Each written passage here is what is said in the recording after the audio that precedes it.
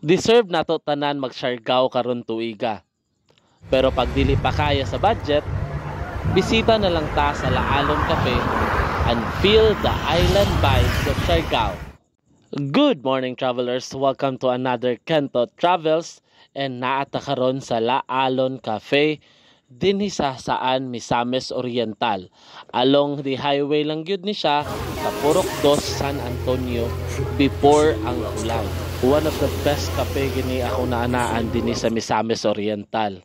Grabe ka aesthetics, instagrammable, ang view sa sunset, ang sound sa waves, og ang breeze sa hangin, grabe ka perfect. Dili pod magpapildi ilang foods din okay pud kayo ilang foods. Must try kay ilang buttered chicken and sisig. Also pod ilang mga drinks. Open sila Monday to Sunday from 2 p.m. to 2 a.m. And nagplano sila mag-open sila 24/7 soon. Para sa ako, grabe kay siya ka perfect and plaster kaayo. Lami kaayo mag-chill din hing lugara.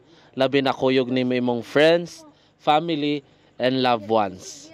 So sa wala pa'y budget para mag-Siargao, i-feel sa nato ang Siargao vibes dinhi sa Laalon Cafe. Hangtod sa sunod na Kento Travels, kita-kits travelers!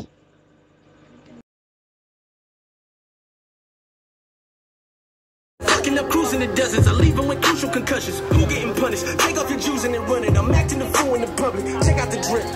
I keep the juice in the oven. Life is an everyday struggle.